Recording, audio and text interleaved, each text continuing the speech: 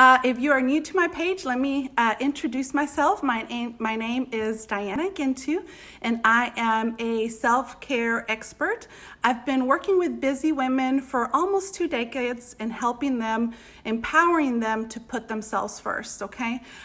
So I'm so glad you're here, and I come in here every Friday morning at 9:30 Central and give you a tip of the week to help you kind of bump up that toolbox and help you create the change that you want in your life, okay?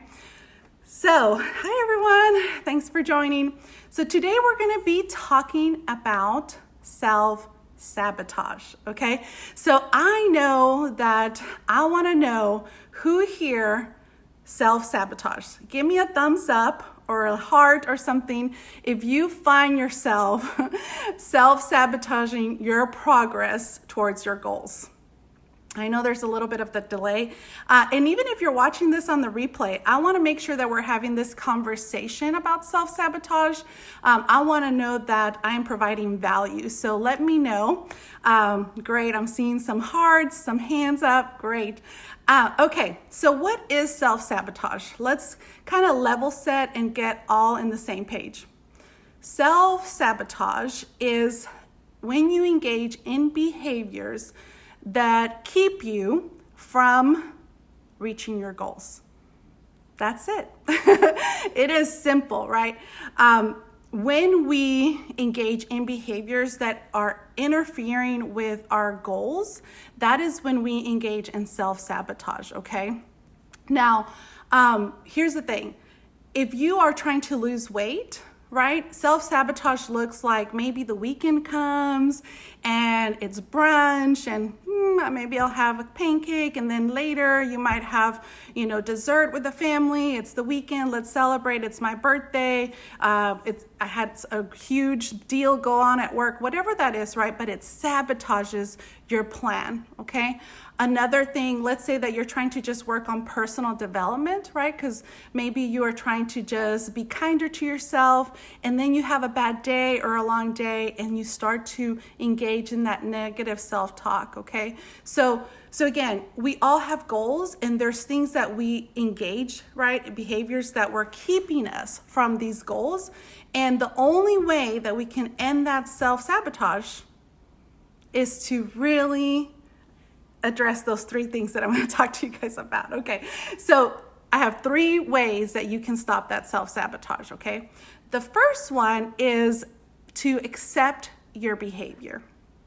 Okay, what I mean by this is that so many times we have excuses, okay? Excuses, and maybe we've used these excuses for a long time. Okay, we've used this excuse of like, oh, I'll start when it's a better time, or I'm too tired to do it today. Or again, we use holiday, right? Like, I know for me, the holidays is a perfect time for me to self-sabotage. It's Halloween. I guess I could have candy. I guess I can have this. I guess we just use it. Or, perfect thing on the holidays that I've used to sabotage. If you're trying to get out of debt, right? But it's the holidays, so you're just gonna go on and just charge those cards up. That is self-sabotage in your finest, right? So the way we need to do it, and one of the things that I use for my clients is we have the excuse buster tool. We actually have this sheet that I work with my clients on, helping them identify what are the common excuses in your life that are going to keep you from the goal that we set. Okay, so accepting your behavior as self-sabotage versus understanding the excuse and accepting the excuse as truth. Okay, so we have to be accountable for our behavior. We have to really become aware. We cannot change something if we are not aware of it. Okay, so if you become aware of like, yeah, you know what, I do tend to self-sabotage, and this is the way I do it, then you're in a position of change. You can choose to not engage in those behaviors. Okay, is this making sense for you guys? I want to make sure that I'm providing value to you. So if this is making sense to you, again, give me a heart or a yes or something. I want to make sure that that this is relevant to you. So we have to, that's the first one, accept our behavior. The second one is we need to make sure to connect with our why. Okay, our why, right? When we want to change something, it usually comes from two places. It comes from the need to change. Maybe you went to the doctor and the doctor said, it is time for you to get your health in check. Or maybe your relationships are in trouble, or maybe your financial situation is in trouble. It comes from a need, right? Or it can be a want. It could be that you just really want to be a better person. Okay. Yes, thanks. You just want to be a better person. You want to work on setting good boundaries for yourself. You want to end procrastination. You want to be on time. You want to end your irritable demeanor, right? Okay. So it comes from two places, need or want. Okay. Sometimes our need and wants aren't strong enough for us to create the change. And that, I'll be honest with you, sometimes it's not, because if it was, we would all be changing, right? So this reminds me of the time when after I had my children, I gained, I think I've said this before in some other videos, I gained about 60 to 80 pounds with both of my kids. Yes, I gained some weight. So after, I would want to be thinner, right? I mean, that's just, give me a thumbs up if you have had that desire to be thinner. I know it is so common with us women. Okay, so I wanted to be thinner, and I would start with, a fad diet, right? I've done them all. You name a diet, I probably would have been on it. And I would start with the fad diet, and I would go all in. Like that first week, I would juice, I would cleanse, I would do all these crazy things. And then the weekend came, and you know what?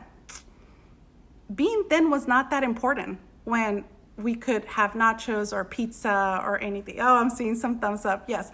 So you know what I mean? Like, being thin was not enough. And sure enough, for years, I would go into this roller coaster of wanting to be thin, doing all the things, and then sabotaging my progress because my why was not strong enough. So let me tell you when that changed. I was in a training for a chronic condition. It was a chronic condition training. And I was staring, they had different slides. And one of the slides was 9 risk factors of diabetes. Okay. And diabetes runs in my family. And I actually had gestational diabetes with both of my kids. And as I was looking through the slide deck, I had 7 of those 9 risk factors. 7 of those 9 risk factors. And it literally hit me like a ton of bricks. It really did. I don't know if that's the right impression. I always get the impressions wrong, the expressions wrong. Okay, anyway. So it literally was eye-opening for me because you know what? I don't want to have a chronic condition. I've seen my mom have diabetes. I've seen how she has struggled, and I didn't want that life. I really didn't. And so that is when I connected with my why. And 8 years later, I am still on this health journey. I haven't quit. For the first time, this has been the first time in my adult life where I have stuck to something. And it is because my why is so strong. I want to be healthy. Okay, so that is why I work out. That is why I'm always interested in what should I be feeding my body. Do I have bad days? Yes. Yes, we are all human. But you know what? I don't quit anymore. There were times back then that I quit for months. I just threw in the towel and I was like, whatever, And so that's what happens when we are not connected to our why, right? It's because we don't know why we're changing. Maybe we've seen oh, that's what everybody else is doing, and we kind of go on, right? And so, but we haven't connected with our personal why. So here's the thing. I want to support you. So go ahead and type in your why. Why are you wanting to change something in your life? If you find yourself sabotaging a goal right now, I want you to type in here in your why, in the comments, why? What is your why? Why do you want to lose weight? Why do you want to get healthier? Why do you want a better marriage? Why do you want to be debt free? I want to support you and applaud your why. So type them in there. Okay. The third thing, okay, is start small, but stay consistent. Okay, so when we start something, a goal, right, we're super motivated, right? We are like pumped up. Yes, I'm gonna do it. And we're like so prepared, right? And then the effort comes in. You know what? If you want to lose weight, you're going to have to make better choices. If you want a better relationship with your husband, you're going to have to be vulnerable. You're going to have to communicate. If you want to be debt-free, guess what? You shouldn't be shopping just because, right? So the effort starts to come our way, and that is when people lose motivation, because the effort, the climb out of that hole is steep. Okay, it's a big price to pay. And so we start to say, oh, I'm just not motivated. I'm just not disciplined. Remember, we're going back to those excuses, right? And so what I want to encourage you is if you have something you're wanting to achieve and you continue to self-sabotage, here's what I want you to do. I want you to set a small goal, something small that you can for sure stay consistent. Okay, and I want you to really focus on the consistency of it. Okay, so when I first started, I was actually working out twice a week for 20 minutes. But I stayed consistent for a month, and then I added another day, then I added more time, and the rest is history. So the main thing I want people to know is challenge yourself. Maybe say, I'm going to be consistent for 7 days with this goal. Then go for 2 weeks, and then go for 30 days. And guess what? Before you know it, you'll look back and be like, wow, I've been consistent for 6 months. So start small, but stay consistent. Okay. So let's review this. And while I review, I want you, if you have a question, I know there's a delay on Facebook. So if you have a question about these 3 things, type it in there and I can address it once I finish my review. So 3 things you can do today to stop your self-sabotage. Number 1 is accept your behavior. Take accountability for all those excuses that you're making, okay? Number 2 is connect with your why. Why do you want that change? Why? Not just because on the surface, okay? But what would it mean for you or your family if you actually were successful with this, okay?